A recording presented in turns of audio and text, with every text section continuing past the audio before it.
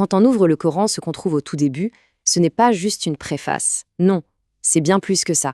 C'est le début d'une histoire profonde, celle de la quête la plus essentielle de l'humanité. Trouver un chemin clair, une direction.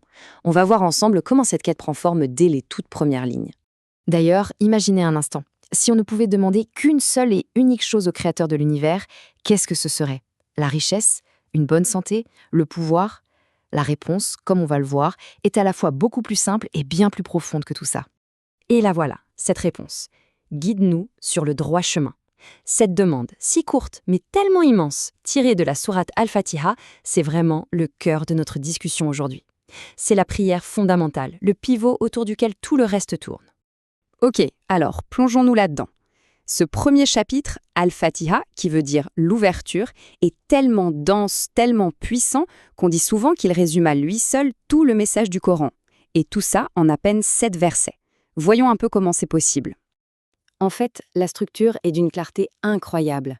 Ça commence par la louange, la reconnaissance de la grandeur de Dieu, le maître de l'univers, le tout miséricordieux.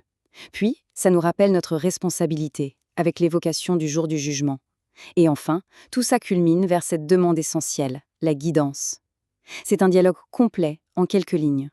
Bon, une fois que cette demande est faite, la question qui vient tout de suite à l'esprit, c'est « et maintenant, qu'est-ce qui se passe ?» Eh bien, le Coran y répond sans attendre. Le chapitre qui suit, la sourate Al-Baqarah, agit un peu comme un miroir qui nous est tendu pour nous montrer comment les êtres humains réagissent quand cette fameuse guidance leur est présentée. C'est une véritable cartographie de nos réactions. Et là, le Coran ne perd pas une seconde. Juste après cette prière pour être guidé, le début d'Al-Baqarah dresse un tableau. Il ne propose pas une, ni deux, mais bien 3 trajectoires différentes que les gens peuvent emprunter. Et là, le contraste est frappant. D'un côté, on a les croyants, ceux qui accueillent cette guidance et qui, par conséquent, s'épanouissent. De l'autre, les mécréants, qui la rejettent en bloc, à tel point que leurs cœurs sont décrits comme scellés. Mais attendez, il y a une 3e catégorie qui est encore plus complexe. C'est là que ça devient vraiment fascinant, quand on s'attarde sur ce 3e groupe. Les hypocrites sont présentés comme particulièrement dangereux, parce que ce conflit intérieur qu'ils vivent est une sorte de maladie spirituelle. D'un point de vue psychologique, c'est un état de déchirement permanent, où l'image sociale compte plus que la conviction profonde. Le Coran va d'ailleurs consacrer pas mal de versets à décortiquer leur psychologie complexe. Alors, une fois que ces 3 grands profils sont posés, le Coran change de vitesse. On passe de la théorie à l'étude de cas, si on veut. Pour que ces principes soient bien concrets, on nous plonge dans un long récit historique, l'histoire des enfants d'Israël. Ce n'est pas juste un conte, c'est une leçon profonde sur ce qui arrive quand une communauté reçoit la guidance, mais peine à la préserver. Ce qu'on découvre, c'est une sorte de cycle, un schéma qui se répète de façon presque tragique. D'abord, ils reçoivent des faveurs divines extraordinaires, comme être sauvés d'un tyran, mais ensuite ils finissent par rompre leurs engagements. Alors Dieu leur envoie des miracles éclatants pour leur rappeler le chemin. Mais ça se termine souvent par une désobéissance obstinée. C'est une démonstration puissante de la fragilité de la foi face à l'oubli et à l'orgueil. Et il y a un exemple qui illustre ça à la perfection. C'est d'ailleurs l'histoire qui donne son nom au chapitre, l'histoire de la vache. C'est une parabole géniale sur la complication inutile. Un ordre tout simple est donné, mais au lieu d'obéir, il bombarde de questions, il cherche la petite bête. Et la leçon, c'est que cette attitude a transformé une tâche facile en une épreuve super compliquée. Une leçon vraiment intemporelle sur ce que c'est que l'obéissance.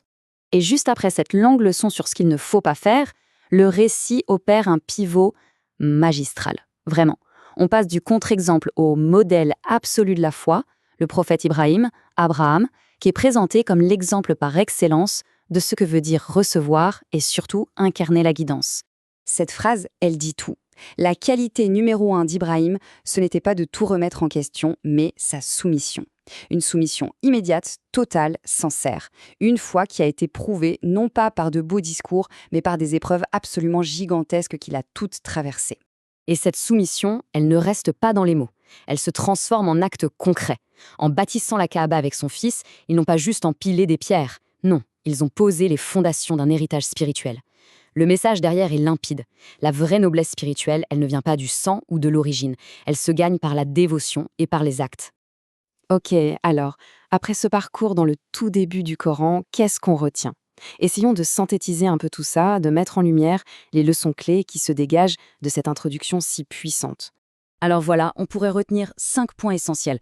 Premièrement, La guidance, c'est le cadeau ultime et il faut le demander tous les jours. Deuxièmement, ce qui compte vraiment, c'est la sincérité du cœur, pas juste les apparences. Troisièmement, trop questionner peut devenir un piège.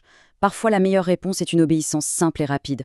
Quatrièmement, face aux bienfaits reçus, la seule réponse juste, c'est la gratitude, pas l'arrogance. Et enfin, et c'est peut-être le plus important, la foi, c'est un verbe, c'est une action, pas juste une idée. Et tout ça, ça nous amène à une dernière question. Une question pour soi-même, en fait. L'exemple d'Ibrahim, qui s'est soumis corps et âme, invite à se regarder dans le miroir et à se demander « Et moi, dans ma vie, quels sont les domaines où cette soumission sincère au Créateur est la plus difficile, là où ça résiste le plus ?»